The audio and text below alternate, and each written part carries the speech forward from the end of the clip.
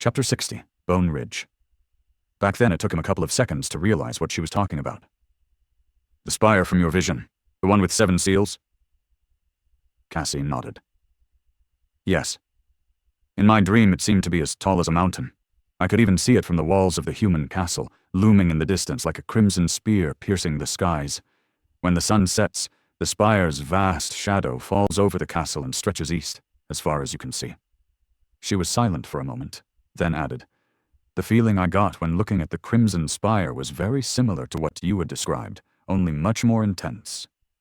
Sunny frowned, trying to remember the exact words Cassie had used to describe her vision. 7 severed heads guarding 7 seals, a dying angel being devoured by hungry shadows, feeling of extreme terror and loss.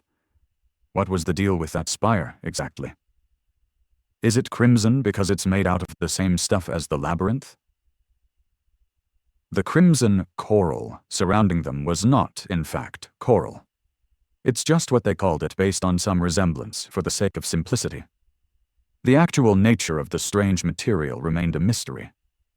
Cassie hesitated. Maybe it's the other way around. Maybe the labyrinth is made from the same stuff as the spire. In other words, the crimson spire might have been the source of all this madness.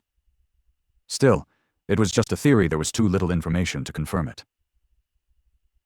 However, Sunny did feel that the spire was, in one way or another, at the center of all things that they had encountered. He just hoped that it wouldn't be their final destination. Knowing the reason behind his restlessness, Sunny was able to endure it much better. He even found a hidden benefit to this situation. As long as he sensed the shadow of the crimson spire, he could pinpoint the direction to the human castle, since it was situated somewhere between their location and the source of the shadow. In a sense, the crimson spire had become his inner compass. Get ready. Neff's voice took Sunny out of his reverie. Shaking off the distracting thoughts, he focused on the task at hand. They were getting close to the Bone Ridge. This name came to their minds as soon as they had first laid their eyes on this towering landmark. It was visible from quite a distance, sharply contrasted against the crimson coral and the gray sky in all its ivory splendor. The Bone Ridge was, in fact, made of bone. The skeletal remains of a colossal sea monster lay on an enormous mound of chaotically growing coral, with its arching spine protruding especially high above the ground. It was impossible to say what the terrifying creature had looked like while it was still alive, but one thing was certain: it was gargantuan even by the standards of the Dark Sea. This wasn't the first giant skeleton they saw during their journey. In fact, the labyrinth was littered with remains of dead leviathans, their massive bones forming natural arches and palaces throughout it. They were easy to spot because the coral formations were especially tall and dense in their vicinity, as though trying to bury any sign of whiteness in the sea of crimson. Sunny, however, had a feeling that the situation was actually reversed. To him, it seemed as though the coral was actually growing out of the old bones and spreading in every direction, slowly consuming the world. When he looked at the crimson mounds surrounding the colossal remains, he couldn't help but see them as rivers of ancient, solidified blood. He was almost sure that if they were to dig deep enough into the black mud to find the roots of the crimson forest, they would find nothing but endless layers of bones. What a scary image. Regardless of what Sunny thought about the nature of the labyrinth, the beast whose remains formed the Bone Ridge was especially large. Thanks to that, a portion of its long spine was tall enough to remain above the water during the night. That's why they had chosen it as the next stop on their journey. With the evening approaching, the next task was crucial.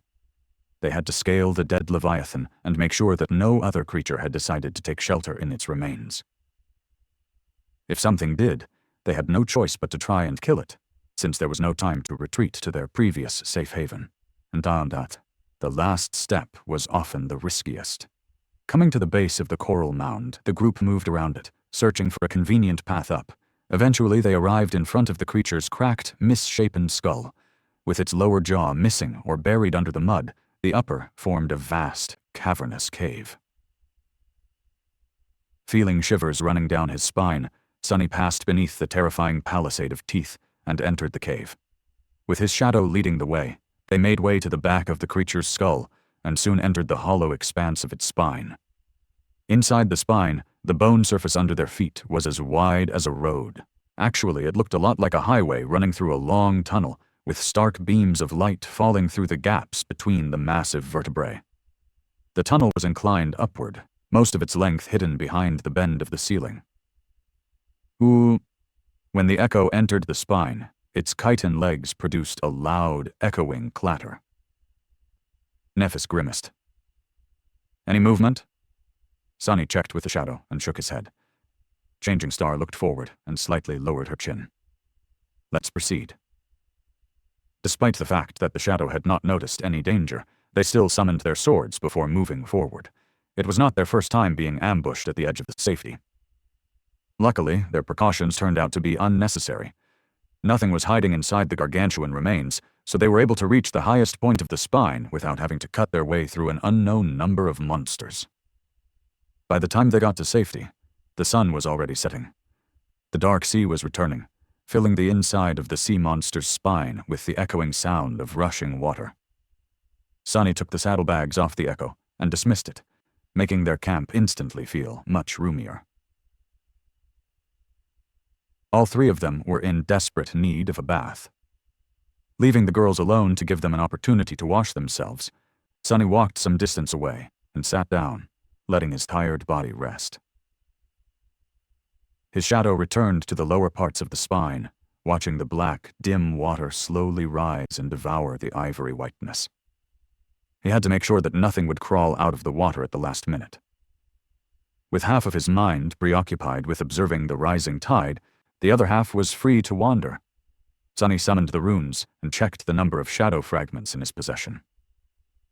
Shadow fragments. 96 1,000ths. Not bad. He only had 12 at the beginning of all this.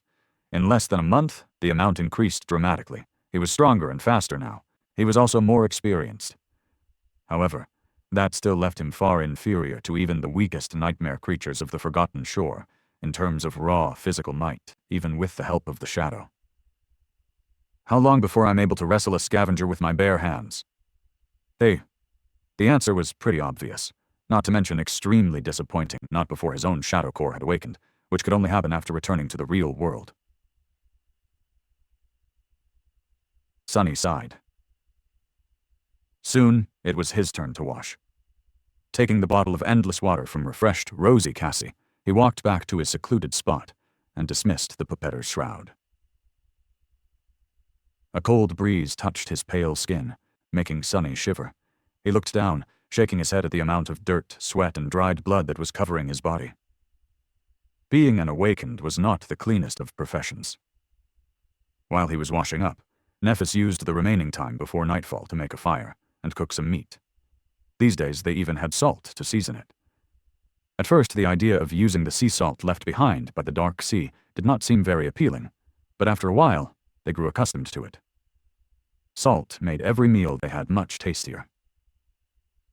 They ate in silence, too hungry and tired to talk.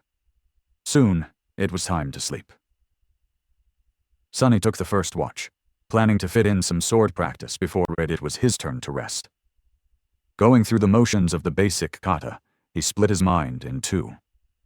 One part was concentrating on the movements of his body, while the other, smaller part, was observing the surface of the black water through his shadow. In the absence of wind, the dark circle covering the lower part of the spine was strangely calm. This was his first time seeing the black water without the constant undulation of waves, with its surface strangely flat and absolutely still. It looked like a giant mirror, one that was made of pure darkness. It was unnaturally mesmerizing. Suddenly, he felt a strong desire to come closer and take a look at his reflection. However, Sonny didn't move. He was terrified of what might look back.